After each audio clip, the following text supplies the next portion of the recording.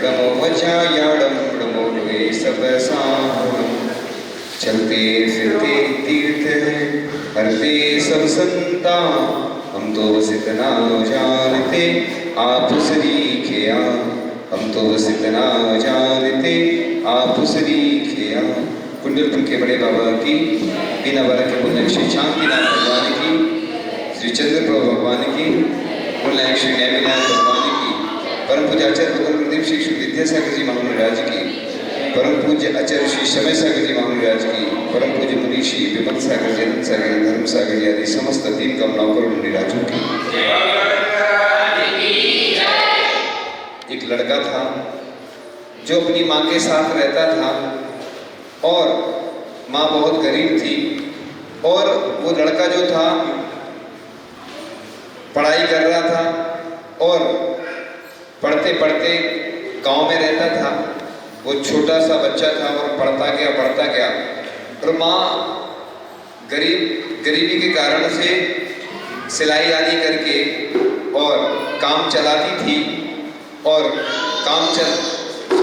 थोड़ा सा शांत रखें, हाँ, तो सिलाई करके काम चलाती थी और पढ़ाती थी बच्चे को। और बच्चे को पढ़ाने के साथ साथ वो पढ़ता गया और गांव से शहर की ओर पहुंच गया।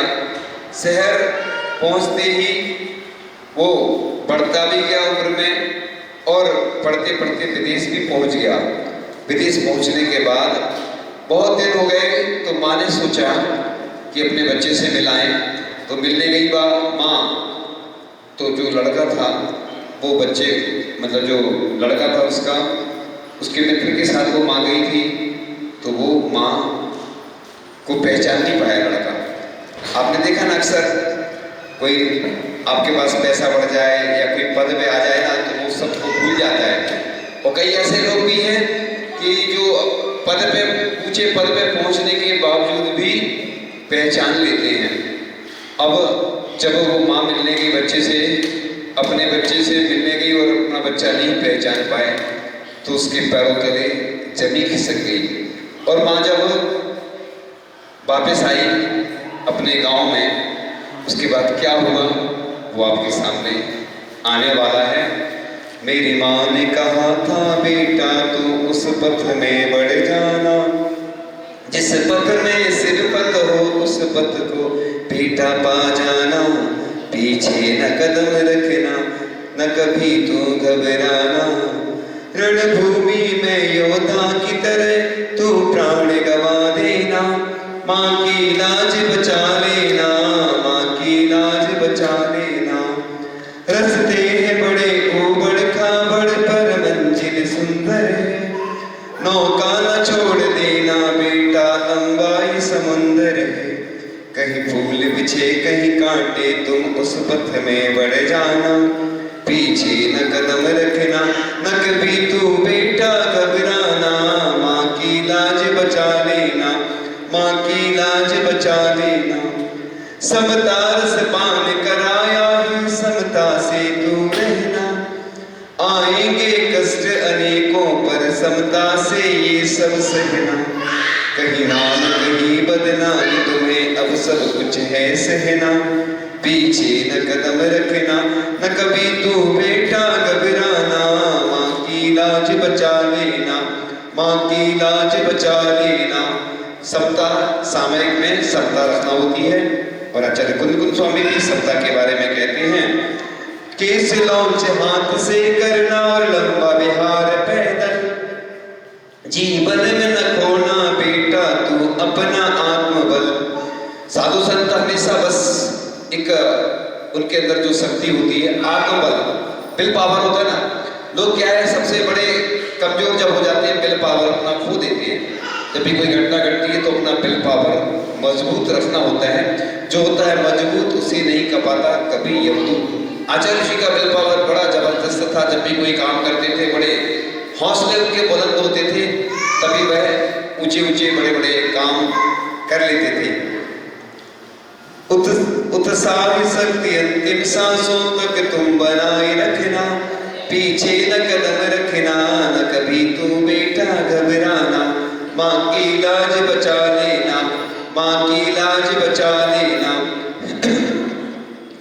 आएंगे बहुत अंतराय, नहीं पी पाओगे पानी, समता धारण करके बेटा पढ़ना तू जिनवाणी। भावों को बचा कर तू अपना जिन धर्म बचा लेना, पीछे न कदम रखना, न कभी तू बेटा घबराना। माँ की लाज बचा लेना, माँ की लाज बचा लेना। आगम की वाणी सुन करके आगम पर तुम ले, सुनो थोड़ा व्यवस्थित कर उसको थोड़ा। आगम को तू ही कहना हरदम बेटा हंसते रहना, आगम पर चलना और चलाना लक्ष्य बना लेना, पीछे न कदम रखना, न कभी तू बेटा घबराना। माँ की लाज बचा लेना, माँ की लाज बचा लेना। आएंगे बहुत से भक्त और कई भक्त बसेंगे दूर, भक्तों की बातों में आकर गुरु से ना होना दूर। गुरु की सेवा करते करते कर्मों को खपा लेना, पीछे न कदम रखना, न कभी तू बेटा घबराना। माँ की लाज बचा लेना, माँ की लाज बचा लेना। जब पड़े विपत्ति तुम पर और संग साथ न दे कोई, लहरी है फसल कल्याणों में तुमने जो थी बोई। भावों को बना कर तू अपना जिन भेष बचा लेना, पीछे न कदम रखना, न कभी तू बेटा घबराना। माँ की लाज बचा लेना। जिन मंदिरों में रहकर बेटा निज की पहचान करो, पर को पर ही समझो हरदम निज में जिन रूप धरो। कण कण स्वतंत्र से है बेटा हर तुम तू याद रखना, पीछे न कदम रखना, न कभी तू बेटा घबराना। माँ की लाज बचा लेना। गुरु भी माँ की तरह होते हैं, जिनवाणी भी एक माँ होती है। वो हमें समझाती है कि हमें कैसे चलना है। कदम चले कदम चिट्ठी कदम आसे, कदम से कदम भासे जय भुंजे जय, कदम पावड़ा बसदी। कैसे चले, कैसे उठे, कैसे बैठे। जब शिष्य प्रश्न करता गुरु महाराज से, गुरु सबसे बड़ी माँ होते हैं और उत्तर देते हैं जदम चले जदम चिट्ठी जद मासे जदम से जदम भासे जय भुंजे जय एवं पावड़ा बसदी। यानी यत्न पूर्वक चले, यत्न पूर्वक बैठे कि जिससे पाप का बंधन ना हो। मेरी माँ ने कहा था बेटा अपना फर्ज निभा लेना, अंतिम सांसों में तू मुझको डमकार सुना देना, डमकार सुना देना। बरसों से संजोए सपनों को बेटा तू सजा देना। पंक्तियां आती ना, जिंदगी और तुझे कितनी सजा दे आखिर, तुझको जिन रूप दे के सजा रखा है। देखो मुनिराज इस मुद्रा के माध्यम से जिन रूप सजा देते हैं और लोग श्रृंगार करते हैं। तन का क्या श्रृंगार रचाना, मन श्रृंगारो तो जाने। दो तरह का श्रृंगार होता है। बेटा है तू अपनी माँ का दुनिया को बता देना, माँ का कर्ज चुका देना, माँ का कर्ज चुका देना। 9 माह गर्भ में रखा था बड़ा कष्ट उठा करके, घर से बाहर ना कर देना बेटा ठोकर दे के। छोटी सी जगह दिल में तू बना मुझको बसा लेना, बेटा है तू अपनी माँ का दुनिया को बता देना, माँ का कर्ज चुका लेना, माँ का कर्ज चुका लेना। आज बहुत सारी घटनाएं सुनने को मिलती हैं कि माता पिता को घर से निकाल दिया। माता पिता रहते थे और बच्चे खेलते खेलते दादा दादी के पास पहुंच जाते हैं और कहते हैं आप कहाँ रह रहे हो, टूटे फूटे मकान में टूटे फूटे सामान आपको मिल रहे हैं। तो जो छोटे बच्चे थे वो उतना नहीं जानते थे, तो दादा दादी ने कहा कि तुम्हारे मम्मी पापा ने हमें जैसा दे दिया वैसा हमने ले लिया। तो बोलते हैं जब हमारे मम्मी पापा भी आप जैसे हो जाएंगे तो हम उनको यहीं रख देंगे। इसी प्रकार से एक माता पिता थे, 2 बेटे थे। 30 दिन एक लड़के के यहाँ भोजन करते थे दोनों, 30 दिन दूसरे लड़के के यहाँ भोजन करते। जिस दिन 31वां दिन होता था महीने का, उस दिन उनको उपवास करना पड़ता था। संसार की स्थिति बड़ी विचित्र है। आज माता पिता जिन्होंने पूरी संपत्ति लगा करके बच्चों को पढ़ाते, कर्ज लेकर पढ़ाते हैं, लेकिन बच्चे जब उनको घर से निकाल देते हैं उनको बड़ा कष्ट होता है। आज स्थितियाँ परिस्थितियाँ बहुत बदलती जा रही हैं, उनको बहुत ठेस पहुँचती है। उनको बहुत बुरा लगता है कि हमने तो कर्जे लेके और किस तरीके से हमने परेशानी में बच्चों को पढ़ाया, लेकिन जैसे उनकी रिटर्न गिफ्ट होती ना, हर व्यक्ति चाहता है कि हमारे बच्चे पढ़ करके बड़े होंगे, हमें सहायता करेंगे, और जब वो सहायता नहीं करते उनको बहुत बड़ा कष्ट होता, बड़ा दुख होता है। इस प्रकार से गीले में सोती थी, तुमको सूखे में सुलाती थी, रातों रातों जग कर तुझको लोरियां सुनाती थी, गोदी में उठाया है तुझको कांधा तू लगा देना, बेटा है तू अपनी माँ का दुनिया को बता देना, माँ का कर्ज चुका लेना, माँ का कर्ज चुका लेना।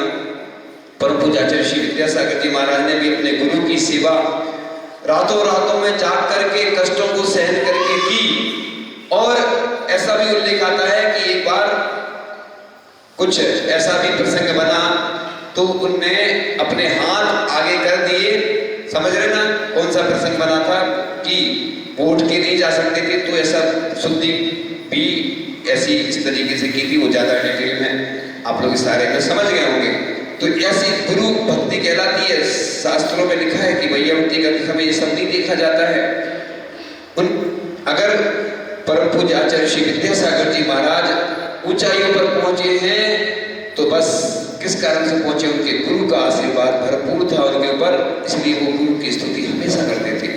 और उन्होंने पहले ही कहा था, क्योंकि वो निमित्त ज्ञानी थे, उन्होंने अपनी विद्याओं के माध्यम से जान लिया था कि ये जो विद्यासागर है, गुरु के शब्दों में बता रहा हूं मैं, ये विद्यासागर जो है उनके गुरु ने कहा था ये कि ऊंचाई पर पहुंचेगा और जैन धर्म का डंका बजाएगा। और आचार्य श्री विद्यासागर जी ने वाकई में हमारे जैन धर्म को ऊंचाई पर पहुंचाया और हजारों सालों के लिए इस जैन धर्म को सुरक्षित कर दिया। और हमें गौरव का अनुभव होता है कि ऐसे आचार्य भगवान हमारे लिए प्राप्त हुए थे और उनका मार्गदर्शन प्रेरणा सानिध्य हम सबको प्राप्त हुआ। भूखी प्यासी रहती थी मगर मैंने पेट भरा तेरा, दुनिया में सबसे ऊंचा रिश्ता मेरा है तेरा, माँ का बेटा कहलाने का अधिकार बना लेना, पीछे न कदम रखना, न कभी तू बेटा घबराना, माँ की लाज बचा लेना, माँ की लाज बचा लेना। एक माँ होती है ना, और मिठाई के कुछ टुकड़े होते हैं और ज्यादा लोग होते हैं खाने वाले, तो बस साफ साफ कह देती है कि मिठाई मुझे बिल्कुल पसंद नहीं है। एक माँ के बारे में आया था कि वो जो काम करती है उसका पेमेंट के बारे में आया था कि इतना अपना होता है, तो किसी ने कहा कि ये तो आप बता रहे हो, इससे भी कई गुना होता है, ये तो सामान्य लोग जो रिसर्च करते हैं ना तो वो बताते हैं। तो वो कितने कष्ट सहन करती है, क्या क्या करती है, लेकिन दुख तो होता ही है जब कोई व्यक्ति जितना कष्ट सहन करता है और जब उसको उसका रिजल्ट नहीं मिलता है तो उसको दुख तो होता है। मेहनत मजदूरी करके मैं तुमको पढ़वाती थी, सुंदर सुंदर कपड़े लाकर तुझको पहनाती थी, छोटा सा कफन अर्थी को मेरी बेटा तोड़ा देना, बेटा है तू अपनी माँ का दुनिया को बता देना, माँ का कर्ज चुका लेना, माँ का कर्ज चुका लेना। अंगुली पकड़ा करके तुझको चलना सिखलाती थी, गोदी में उठा करके तुमको मंदिर ले जाती थी, अंतिम सांसों के पहले तू तीर्थ करवा देना, बेटा है तू अपनी माँ का दुनिया को बता देना, माँ का कर्ज चुका लेना, माँ का कर्ज चुका लेना।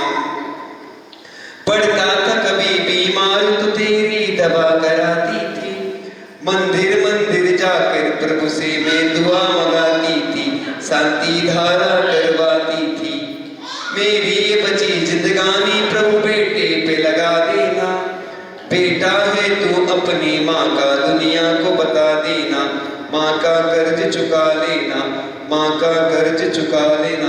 जब आचार्य श्री अस्वस्थ थे तो पूरी दुनिया में शांति धारा चल रही थी, पाठ चल रहे थे, जाप अनुष्ठान चल रहे थे, विधान चल रहे थे, मतलब लोगों ने बहुत कोशिश की, लेकिन क्या कर सकते हैं, वो सब आपको मालूम है कि हम सब कुछ करने के बावजूद भी हम अपने आचार्य भगवान को नहीं बचा सके।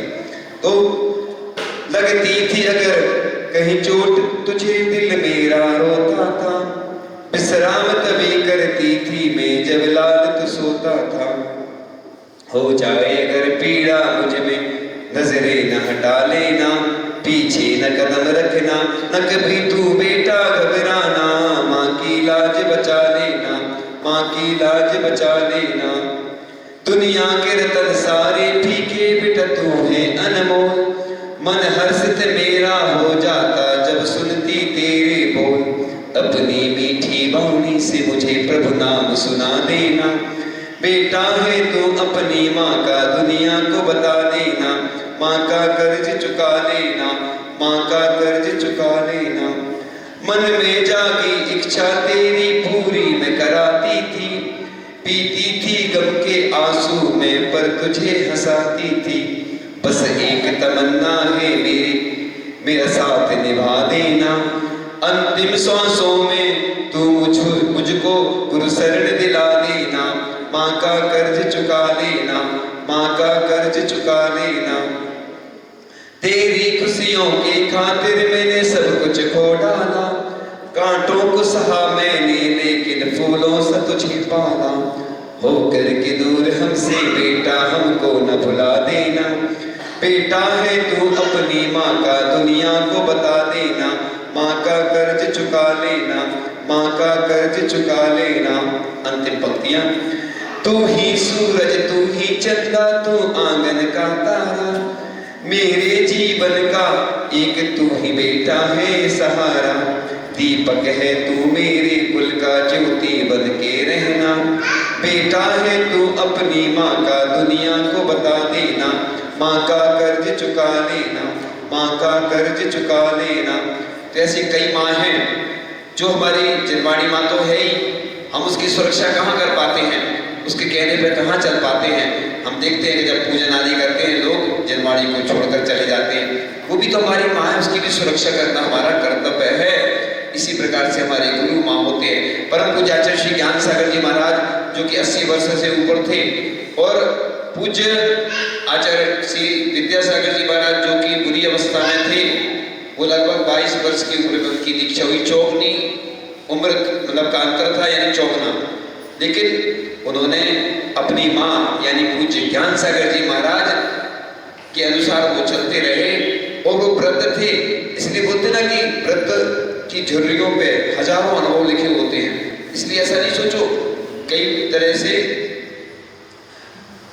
तरह की माँ होती हैं, इसलिए आप लोग इस तरीके से ध्यान रखेंगे तो माँ द्वारे की तुलसी जैसी, माँ बरकत की छाया सी, माँ कविता की सहज वेदना, महाकाव्य की काया सी, माँ आषाढ़ की पहली वर्षा, सावन की पुरवाई सी, माँ वसंत की सुरभि सरीखी, बगिया की अमराई सी। तो माँ धरती की हरी धूप सी, माँ केसर की क्यारी है, पूरी सृष्टि निछावर जिस पर, माँ की छवि ही न्यारी है। माँ धरती के धैर्य सरीखी, माँ ममता की खान है, माँ की उपमा केवल है, माँ सचमुच भगवान है। ये अन्य कवि के माध्यम से है रचना। तो माँ मुझसे रूठी है मैं उसे मना लूंगा, आखिर मोम को पिघलने में देर कितनी लगती है। जन्नत की कुंजी है मेरे हाथों में, मैं रोज अपनी माँ के पैर दबाता हूँ। ये कवियों के अनुसार है, क्योंकि माँ बाप की एक दुआ जिंदगी बना देगी, खुद रोएगी मगर आपको हंसा देगी। कभी भूलकर भी माँ को ना रुलाना, आंसू की एक बूंद पूरी धरती डुबो देगी। तो जिस घर में माँ बाप की इज्जत नहीं होती, उस घर में कभी बरकत नहीं होती। फटे कैलेंडर हो गए आज के माँ बाप, कहाँ टांगे ये सोचते चुपचाप। तो इस प्रकार से बहुत सारी ऐसी पंक्तियां हैं कि जिनके माध्यम से माँ के बारे में कहा गया है। माँ कबीर की साखी जैसी, तुलसी सी चौपाई सी, माँ मीरा की पदावली सी, माँ है ललित रुबाई सी, माँ वेदों की मूल चेतना, माँ गीता की वाणी सी, माँ त्रिपिटक की सिद्ध मुक्त सी, लोकोत्तर कल्याणी सी, माँ द्वारे की तुलसी जैसी, माँ बरगद की छाया सी, माँ कविता की सहज वेदना, महाकाव्य की काया सी। ये तो हमने सुना दिया, एक आगे इसकी सुनाती है। बगिया की अमराई सी माँ यमुना की श्याम लहर सी, रीवा की गहराई सी माँ गंगा की निर्मल धारा, गौमुख की ऊंचाई सी माँ ममता का मानसरोवर, हिमगिरी का विश्वास है माँ श्रद्धा की आदि शक्ति सी, काबा है कैलाश है माँ धरती की हरी दूर सी, बाकेसर की क्यारी। ये तो सुना चुके हैं, फिर से पुनः आ गया। तो इस जीवन में जो माँ रहती है, माँ और क्षमा दोनों एक हैं, क्योंकि माफ करने में दोनों एक हैं। सुविधा के लिए जुदा होना पड़े उसमें कोई हर्ज नहीं, किंतु स्वभाव के कारण जुदा होना पड़े ये तो सबसे बड़ी शर्म है। तो पहले आंसू जाते थे और तू याद आती थी, आज तू याद आती और आंसू आते हैं। माँ पिता क्रोधी हैं, पक्षपाती हैं, शंकाशील हैं, इस सारी बातें बात की है। पहली बात तो यह है कि वो माँ बाप हैं। संसार की दो बड़ी करुणता, माँ बिन घर और घर बिना माँ। तो इस प्रकार से ऊपर जिसका अंत नहीं उसे आसमां कहते हैं, जहां में जिसका अंत नहीं उसे माँ कहते हैं। तूने जब धरती पर पहला श्वास लिया तब तेरे माता पिता तेरे पास थे, माता पिता अंतिम श्वास ले अब तू उनके पास रहना। और इस प्रकार से माँ तूने तीर्थंकरों को जाना है, संसार तेरे ही दम से बना है, तू मेरी पूजा है, मन्नत है मेरी, तेरे ही कदमों में जन्नत है मेरी। बंटवारे के समय घर की हर चीज के लिए झगड़ा करने वाले बेटे दो चीज के लिए उदार बनते हैं, जिसका नाम है माँ और बाप, माँ और पिता। इस प्रकार से वो जो व्यक्ति है उसकी चल रही थी कि वो जो लड़का था और वापस फिर आता है माँ से मिलने के लिए, और माँ से जब मिलने आता है तो गांव में आता है, इधर उधर पूछताछ करता है और पूछताछ करते करते उसको कहीं से उस घर की चाबी प्राप्त हो जाती है। वो पुराना सा मकान था, दरवाजा खोलता है तो पंक्तियां आ जाती हैं, चलो चिड़िया हुआ पूरा यहाँ का दाना है, जहाँ ताला लगाते थे वो दरवाजा पुराना है, पुरानी हो गई बस्ती पुराना सियाना, चलो चिड़िया हुआ पूरा यहाँ का दाना है। यानी सब कुछ पुराना पुराना था।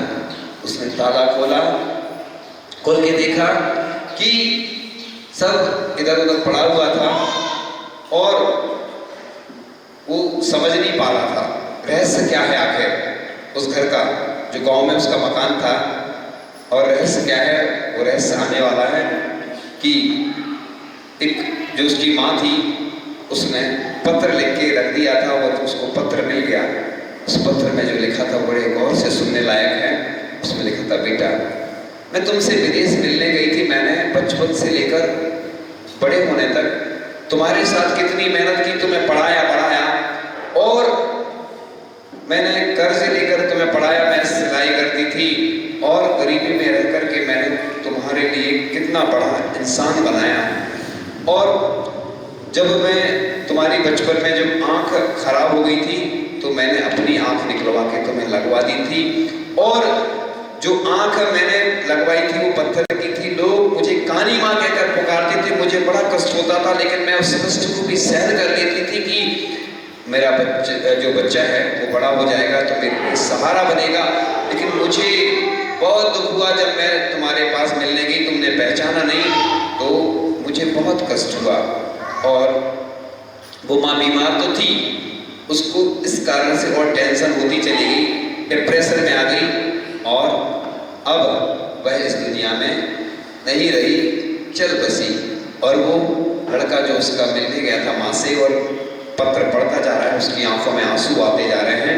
कहते हुए हैं कि बहते हुए आंसुओं ने आंख से बस इतना ही कहा, हमें क्या पता था घर से निकाले जाएंगे।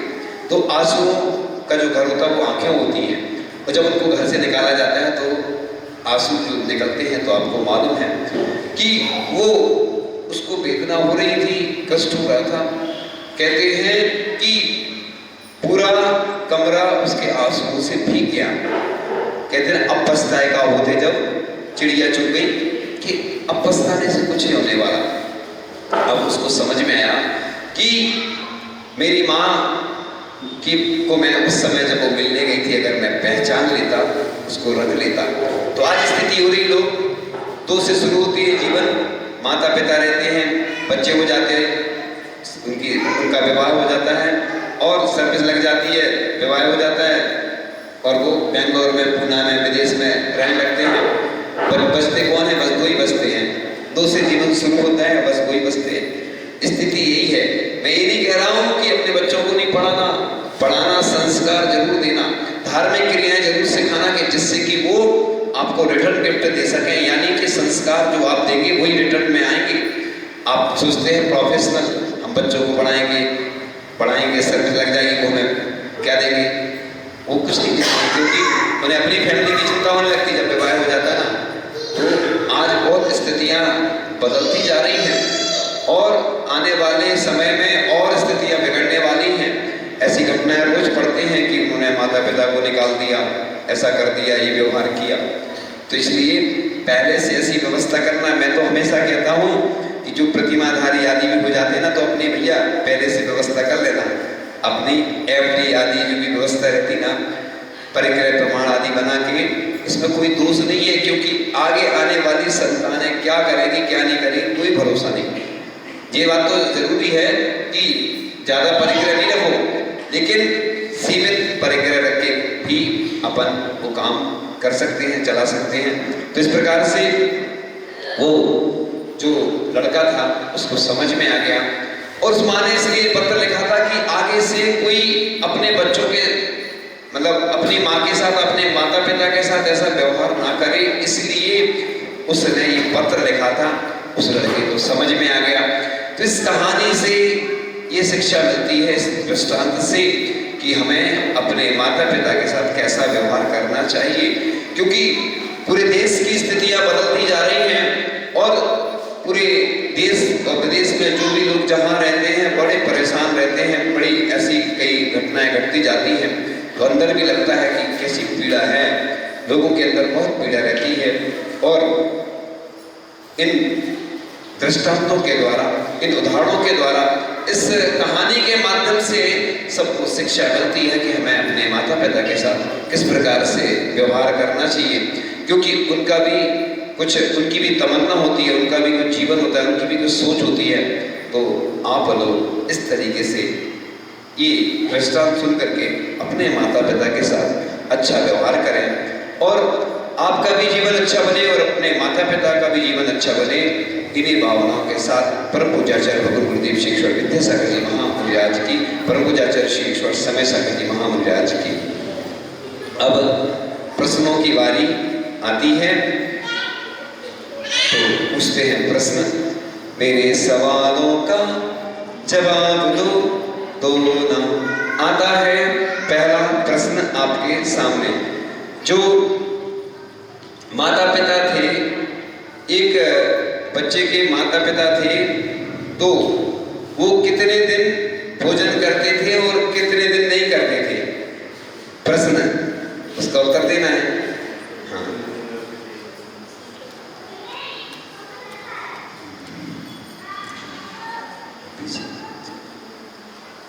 हाँ,